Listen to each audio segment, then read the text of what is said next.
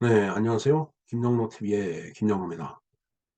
네, 오늘은 2월 16일이네요. 네, 오늘은 대한민국의 역사에 있어서 어떠한 중요한 소사가 있었는지 한번 살펴봤습니다. 바로 한국과학원, 홍릉에 있죠. 한국과학원의 설립일이 되겠습니다. 영어로 카이스라고 얘기하죠. 코리아 애드밴스드 인스티튜션 오브 사이언스인가 그렇습니다, 아마. 아, 사실은 어 이 과학원은 그야말로 대한민국 과학 발전의 이제 산실이 된 것을 어느 누구도 부정할 수가 없습니다. 이로 인해서 고급 두뇌가 인제 모였고, 그 고급 두뇌들이 인제 연구를 한 기술에 의해서 어 그야말로 자신을 낳아주고 키워준 이 국가사회, 대한민국이라는 국가사에 참 기술 보국으로 보답을 한 그런 역사적 사명을 이제 수행하는 곳이 바로 어 한국과학원이 되겠습니다. 물론 저는 공부를 그렇게까지 못해서 한국과학원을 이제 들어가지도 못했고 따라서 졸업도 못했습니다. 정말 과학원 출신들을 보면 그렇게 부러울 수가 이제 없었어요. 자, 그런데 저 시대가 1960 년대입니다. 60 년대 중반인데 어 정말 우리나라 뭐 한 100불 정도 됐을까요? 국민 소득이? 그런데 인제 저는 과학 기술원, 기술센터 이런 걸 갖다 세우려고 생각을 지도자가 했다라는 거. 그야말로 당장 먹고 사는데 무슨 쌀이 나오는 것도 아니고 국이 나오는 것도 아니고 한쪽 한 뿌리가 나오는 것도 아닌데 그런 결정을 했다라는 거. 저는 참 지금 생각을 해도 이해가 되질 않습니다. 어떤 의미에서 이해가 되지 않느냐 하면은 정말 그야말로 발등에 떨어진 불을조차 못 보고 있는 그런 상황에서 왜 이 과학기술원을 설립을 할 생각을 했을까? 이건 저 아주 평범한 머리로서는 도저히 이해를 할 수가 없는 그런 정말 이해 불가한, 음 진짜 이해하기 난해한 그런 정책적인 결정이 아니었을까 하는 생각을 합니다. 근데 그런가 하면은 물론 이제 60 년대니까 그것은 결정을 한 지도자는 이제 박정희 대통령입니다.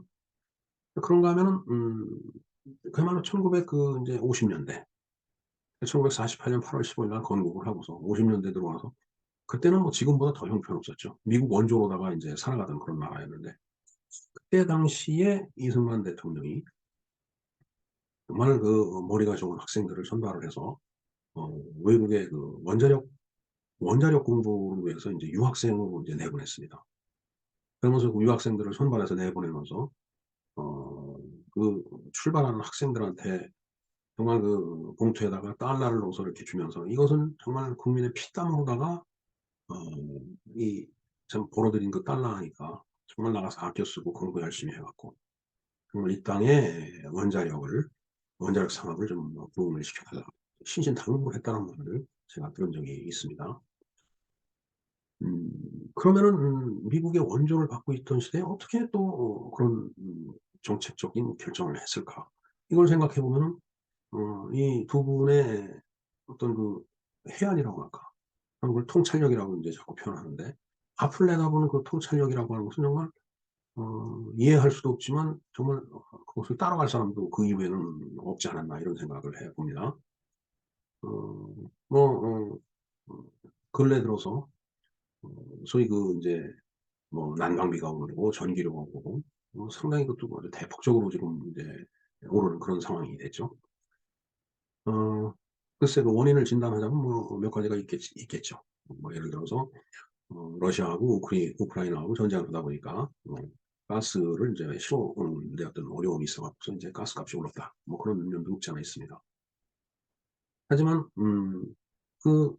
가스를 이용을 해서 인제 우리는 인제 전기를 만들죠. 그러니까 가스값이 올랐기 때문에 전기를 생산하는 비용이 올라가는 겁니다. 가장 전기를 값싸게 만들어낼 수 있는 것은 원전입니다. 그런데 어 지난 5 년간 6 개월 빼고 5 년간입니다. 어 탈원전이니 뭐니 해 갖고서 원자력 발전을 갖다 인제 완전히 괴멸시켜 놨죠, 지난 정권이. 근데 그러다 보니까 인제 어 발전을 어떻게 해야 되겠어요? 가스를 써야 되겠죠. 네. 근데 가스를 써 달라고 하다 보니까 가스값은 오르고, 그러니까 소위 그 한국전력이라는 그 인제 공사가 그전에는 뭐 십수조씩 막 그 이익을 내던 그런 그 이제 공기업이었는데, 요새는 수십 조씩 이제 적자를 내죠. 그래서 바로 이런 탈원전이라는 말 같지도 않은 그런 정책 때문에 어 건전하던 기업이 인제 부실한 그 적자 기업으로다가 인제 어 몰락을 한 거죠. 나락으로 떨어진 겁니다. 예, 그러면서 가스값이 오르니까 가스안전공사도 인제 마찬가지로 엉망이 돼 버린 거죠. 이게 인제 한꺼번에 인제 그 적자를 보전하기 위해서 한꺼번에 많은 그 사용료를 올리다가 보니까 이제 국민 생활에 이제 상당히 영향을 주는 건 사실이다. 하지만 그것은 기존에 이거 우리가 지내왔던 시간 동안에 차 쪼끔씩, 쪼끔씩 그렇게 그 인상을 하면서 적응을 해 나왔으면 지금 고통이 없을 텐데, 그동안에 적자난 것을 전부 국민 세금으로 갖다 메꾼 거예요. 남의 돈 메꾼 게 아닙니다. 여러분들 국민 여러분들의 돈으로 갖다 메꾼 겁니다 그게. 그때는 인제 어 마치 내 돈이 들어가는 것 같지가 않아 갖고서 인제 고통을 모으다가 도저히 한국전력이고 가스안전공사고 저 상태로 내버려 두면은 문을 닫아야 되잖아요. 그렇게 되면 그 피해는 또 어떻게 되냐? 더 어마어마한 피해가 국민 여러분들한테 고스란히 돌아가니까 어 그 도산을 막기 위해서 인제 그 전기 사용료를 올리고 가스 사용료를 올리는 겁니다. 그래서 인제 당장 그 인상폭 때문에 국민들 여러분들의 그 생활이 빡빡해지고 불편함을 느낄 겁니다. 하지만 그건 지난 시간 동안에 우리가 적응을 회피한 게 아니고 회피당한 거죠. 회피당한 그 대가라고 볼 수밖에 없습니다. 물론 금년 겨울 매우 추웠죠. 그로 인해 갖고서 더 그 추운 겨울을 우리가 난 것 같은 느낌이 들 텐데, 당장은 좀 힘들더라도 우리가 그런 내용을 알고 어 좀 인내하고 참고 나가야 되지 않을까 이런 생각을 해 봅니다. 자, 오늘 뭐 이 말씀을 드리려고 한 게 아니고 오늘이 그 한국 과거의 그 설립일인데, 이 과거를 통해서 우리나라의 그 이제 기술 발전 그게 인제 이룩됐고, 물론 뭐 과거만 한 건 아닙니다. 대학의 그 공과대학 중에서 인제 거기서 배출한 인원들이 사회나 요소요소에 들어가서 그 일을 모두가 인제 자기 맡은 위치에서 충실히 인제 수행한 그 결과라고 인제 봐야 되겠죠. 예. 오늘 며칠 전이죠. 며칠 전에 이렇게 버스를 타고 가다 보니까 어디더라. 기능 올림픽이 인제 있었는가 봐요. 뭐 오스트리아인가 어디에서 뭐 우리가 3등 했더라고 가지고 인제 "동메달 땄다."라는 그 인제 현수막을 이제 학교 교문에 걸어 놓은 걸 봤습니다. 예, 인제 요새는 이제 동메달 3 위를 한 것도 인제 현수막을 거는데, 옛날에는 거의 전 종목을 우리나라가 금메달을 휩쓸었죠. 그렇기 때문에 이 기술, 기능 이 측면에서 봤을 때 이 한국 과거와 같은 그런 그 이제 두뇌 집단과 그다음에 기능 올림픽이라는 그 소위 그 조국 근대화의 그 기수, 예, 우리의 공업고등학교 거기를 졸업하고 사회에 나와서 요소요소에 들어가서 대한민국의 그 산업을 기능적으로 보완해 주는 그런 인력들이 있었기 때문에 오늘날의 대한민국이 만들어진 거 아닌가 이런 생각을 해 봅니다. 자, 오늘 한국 과거에 대해서 우리가 연구를 해 보도록 하겠습니다.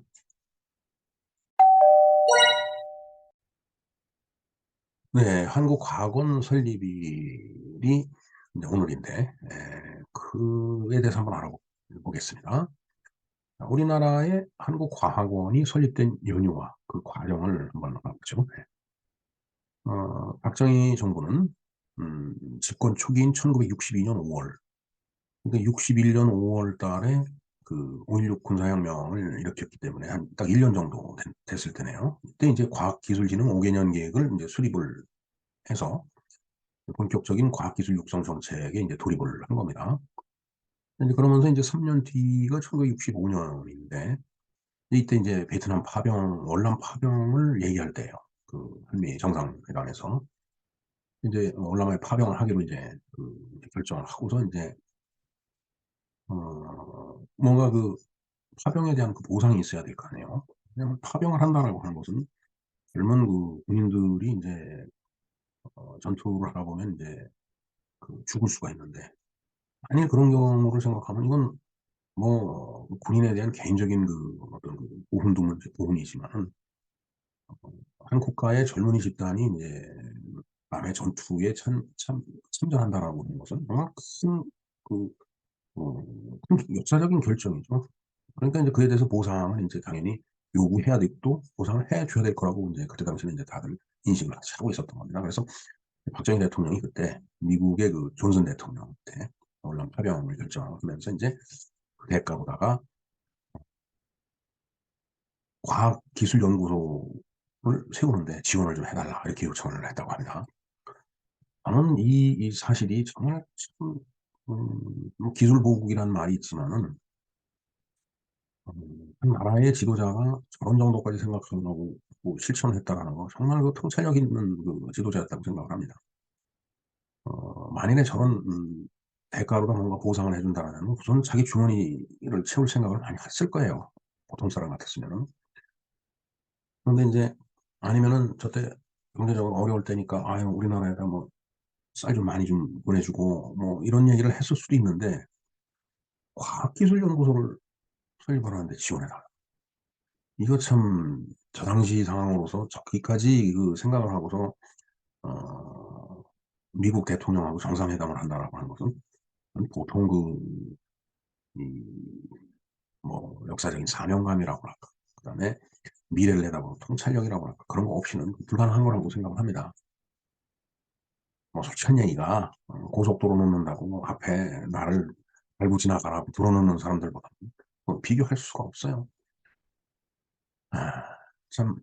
하지만 그때 인제 이 연구소를 출범시키기에는 뭐 사실 건물 지어 줄 수 있죠. 근데 건물만 지으면 뭐예요? 들어와서 일할 인력이 있어야 되네, 과학기술 인력이.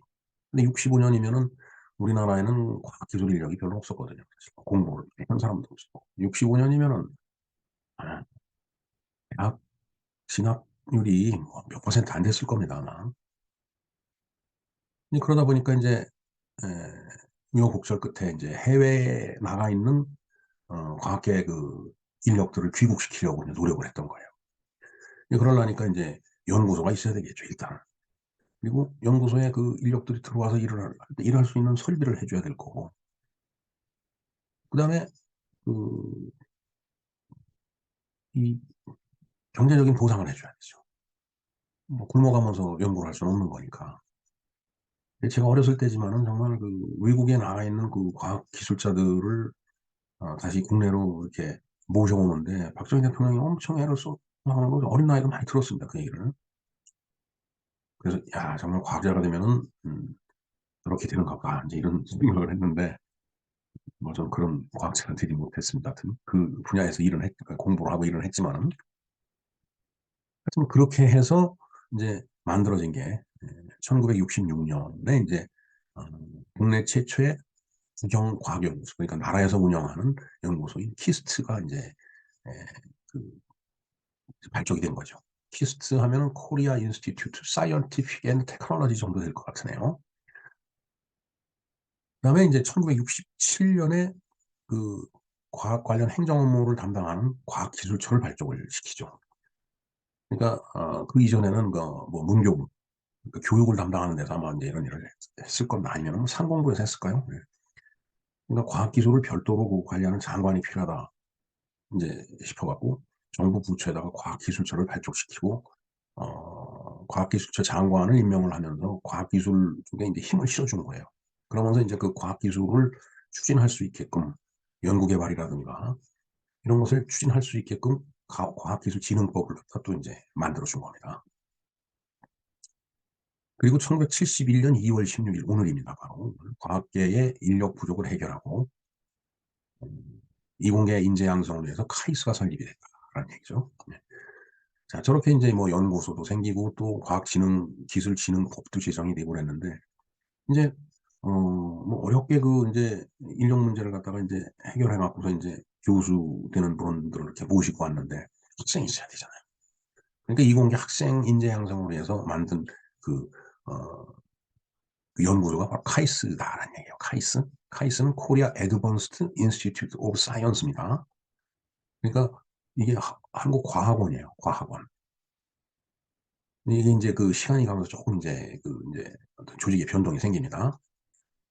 71년이면은 이제 음, 제가 고등학교 1학년 때네요. 음, 그때부터 저런 걸 알았으면은 좀 열심히 공부를 했을 텐데 그걸 몰랐습니다. 대학 들어와서 대학 졸업할 때쯤 알았어요. 이제 이후에 1970년대 그, 그 10년 동안이죠. 이제 대덕 연구단지, 저 이제 대전에 있는 거죠. 대덕 연구단지. 그다음에 이제 전자통신연구소. 그다음에 ADD. ADD가 이제 기술, 국방과학연구소인가 그렇죠. 예. 하여튼 그렇게 정부 차원에서 적극적인 지원하는 많은 과학기술 관련 인프라가 이제 또 시스템이 구축이 되고 설립이 된 겁니다. 그러면서 이제 연구소 통폐합이라는 것이 이제 1981년 전두환 이제 대통령이 이제 5공이 출범하면서 그 앞에 설립됐던 카이스트와 그 이전에 66년에 만들어진 키스트를 합친 거죠. 그래서 그 두 개 합치니까 카이스트와 키스트를 합치니까 카이스트가 된 거예요. 우리말로도 한국과학기술원이 된 겁니다. 그러니까 영어로 Korea Advanced Institute of Science and Technology예요. 그래서 카이스트가 된 겁니다. 정말 한국에서 우수한 인재들은 이제 저기에 다 모인다고 봐야죠. 물론 이제, 그에 못지않게 또뭐 서울대학교 대학원도 있고, 연세대학교 대학원도 있고, 고려대학교 대학원도 있고, 그다음에 다른 대학교 대학원들도 있죠. 어찌됐든, 어, 이런 말씀 드려서 뭐하지만은, 어, 성적순이에요. 모든 게. 위에서부터 쫙 차여져 내려가는 거예요. 그래서 제가 간혹 가다가 행복은 성적순이라고 얘기를 하는데, 쌤들 굉장히 싫어하죠, 그 말을. 근데 행복은 성적순이 맞습니다. 뭐, 돈 잘 벌고, 뭐, 좋은 음식 먹고, 좋은 옷 입고 해서 행복이 아니고, 정말 국가와 민족을 위해서, 한 국가 사회를 위해서 뭔가 큰 걸음을 내디딜 수 있는 그런 그런 사람이 되는 게 행복이라면, 역시 성적순으로 매길 수는 없다라고 저는 생각합니다. 어찌됐든, 저 때가 1960년대니까 태동한 것이, 그때는 정말 그 보릿고개가 가시지 않은 때죠. 저 어렸을 때 보릿고개 끝자락을 봤습니다, 사실은. 뭐 그렇더라고 해서 이제 저희 세대가 엄청 굶고 큰 세대는 아닌데, 어찌됐든 저 어렸을 때는 봄이 되면은 진짜 보릿고개 때문에 먹을 게 없어갖고서 이제 이리저리 쌀 풀러 다니고 그랬던 기억이 저한테 있어요. 저도 어머니 심부름으로 많이 쌀 풀어 갖고 왔습니다. 쌀을 파는 게 내가 갖고 있는 쌀을 파는 게 아니고 쌀을 사오는 걸 쌀 풀러 간다고 이제 표현합니다. 우리말이 참 묘하죠. 네. 뜨거운 탕 속에 앉아 있으면서 어우 시원하다 하는 듯이 이제 그런 식의 용어 같아요. 쌀 판다라는 게. 자, 그렇게 1960년대부터 빠르게 시작된 국가 차원의 과학기술 개발과 적극적인 투자는 향후 경제 성장과 현재 대한민국의 과학 경쟁력, 기술 경쟁력을 세계 수준까지 올라가는데 에, 끌어올리는데 큰 밑거름이 됐다라고 평가를 받죠. 뭐 솔직한 얘기가 지금 우리가 달 탐사 우주선을 쏘아 올리고 지금 어, 달 지도를 그리는데 그 달 뒷면 가서 달 지도를 그리는데 이제 우리나라 위성이 가 있잖아요, 지금. 달 궤도에 안착했다라고 이제 얼마 전에 얘기 들었는데, 지금 열심히 돌고 있을 겁니다. 그래서, 우리가 이쪽에서는 볼 수 없는 달 뒷면을 갖다가 쭉 돌면서 쭉 촬영을 해갖고 이제 달 지도를 갖다 이제 완성할 거라고 봅니다. 어, 그리고, 우리나라가 뭐 반도체라든가, 그 다음에 지금 뭐 휴대폰이라든가, 그 다음에 뭐 자동차 공업이라든가, 자동차 공업이 엄청난 과학 수준이 있는 그 상품이에요. 그 다음에 사막에 나가서 수로를 놓고 뭐 이러는 것들은 프렌트를 건설하고 하는 거 이거 과학기술 없이는 절대 있을 수 없는 일입니다. 더군다나 지하철을 놓고라는 거 이거 쉽지 않죠. 엄청난 토목기술이 필요한데 이게 다 이런 과학기술원 그다음에 각 학교에서 운영하고 있는 대학원 석박사 과정에서 배출된 그 기술 인력들이 나와서 다 그 일을 한 거예요. 그러니까 사실은 이 카이스가 설립되던 그때 당시 1966년 이때만 하더라도 정말 아무것도 없는 상태에서 우선 선생님들을 모셔와야 되니까 외국에 있는 과학 기술자들을 좋은 조건을 보장해주면서 모시고 왔는데, 사실 그때 당시에 우리나라에서 좋은 조건이라고 해줘봐야 외국에서 받는 그 대접에 반되는 거라고 그러더라고요. 그래도 정말 내 나라, 어, 내가 태어난 땅에 과학기술의 발전을 위해서 그 외국에서 공부한 사람들이 그때 다 그래도 어? 살던 집 다 정리하고 다 싸들고 들어와 갖고 정말 그 토대를 갖다 만들어 준 거예요. 그러니까 제가 음수사원이라는 그 얘기를 하지만 정말 내가 여기서 물을 마실 때 저 위에서 물이 어떻게 흘러나오는지 그걸 생각을 해야 된다는 얘기입니다.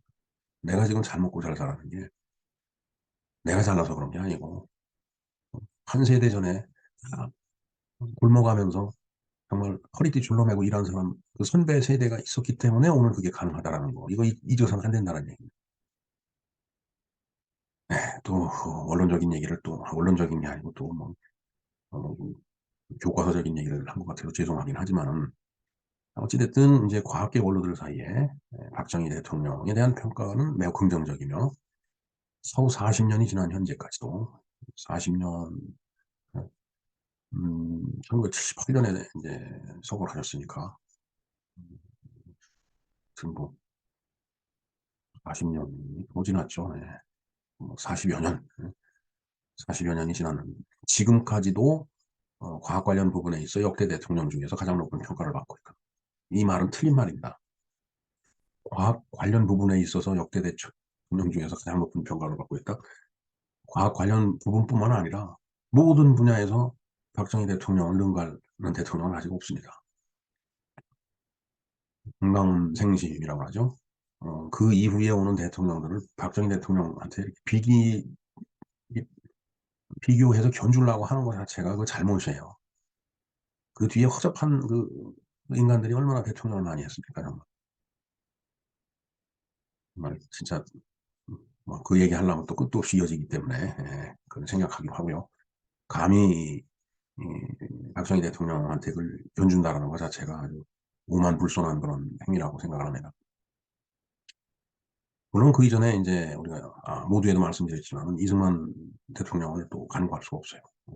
그 50년대 정말 아무것도 없는 상태에서 전쟁으로 다 그냥 초토화 되고 폐허가 된 나라에 그래도 과학 인재는 있어야 된다라고 해서 원자력 과학 분야에 우수한 학생들 유학을 보내고 하는 그런 통찰력 있는 그 지도자들이 있었기 때문에 오늘의 대한민국이 있는 거 아닌가 이런 생각을 해봅니다. 네, 한국과학기술원에 대한 그 썸네일을 제가 띄워놨습니다. 자세한 내용을 저기에 들어가 보시면 알 수 있을 겁니다. 네, 그리고 우리가 잊어서는 안 될 또 다른 조국 근대화의 기수가 있습니다. 네, 제가 중학교 다닐 때 고등학생들이 어깨에다가 조국 근대화의 기수 이걸 써붙이고 다녔어요. 바로 공업고등학교 학생들. 전국에 분포된 수많은 공업고등학교에서 배출된 정말 우수한 기능 기술 인력이 또 그 생산 현장을 뒷받침해 줬죠.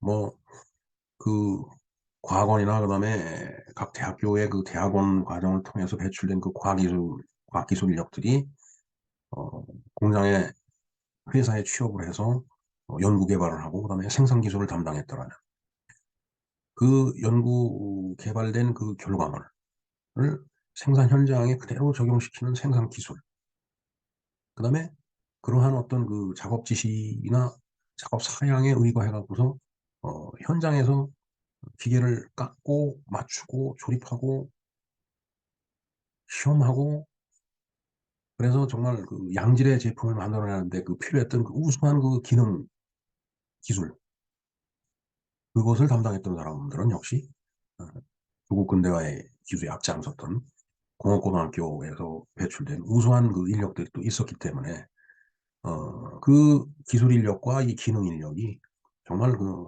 쌍두마차가 돼갖고서 대한민국의 그 과학기술계를 끌고 오고 산업을 발전시켰던 겁니다. 그래서 그렇게 공업고등학교에서 배출된 우수한 기능 인력이 그때 당시에 세계 기능올림픽에서 정말 거의 그 금메달을 석권하다시피 그것도 한두 해가 아닙니다. 십수년 넘게 정말 정말 박정희 대통령이 아니었으면 대한민국이 오늘날에 이렇게 있을 수가 없다고 저는 아주 확신하고 있습니다. 그래서 여기에 국제기능올림픽 대 위키백과 이 썸네일이 있는데, 여기 들어가 보시면은 우리나라의 기능 인력들이 이 세계 대회에 나가서 금메달 얼마나 많이 따왔는지 다 보실 수 있을 거예요. 그분들이 젊음을 불살른 그 산업 현장에서 오늘의 대한민국이 만들어진 거다라는 생각을 절대 잊어서는 안 된다는 말씀을 드립니다. 자, 근대화의 앞과 뒤에서 이제 통찰력을 가진 지도자가 있었죠. 분명히 아까 말씀드린 대로 원자력 기술의 발판을 마련한 이승만 대통령, 그리고 대한민국의 자유민주주의와 시장경제를 도입하면서 정말 성공적인 농지개혁을 통해서 대한민국의 현 토대를 마련한 이승만 대통령, 그 바탕 위에 과학 한국으로 정말 대한민국 우리의 근대화로 그것을 승화시킨 박정희 대통령, 이 두 분이 바로 그 지도자다라고 저는 생각을 합니다. 이제 우리에게 그러한 통찰력을 가진 세 번째 지도자가 필요합니다. 그 이후에 나온 지도자들은 그런 지도자가 자격이 하나도 없다고 저는 믿습니다. 앞으로 이런 지도자가 나와야 돼요. 정말 거수경 내놓으듯이 정말 그런 바람을 말씀을 드리는 이 심정은 정말 피를 토할 것 같습니다. 네, 이상 김영로 TV의 김영로였습니다. 감사합니다.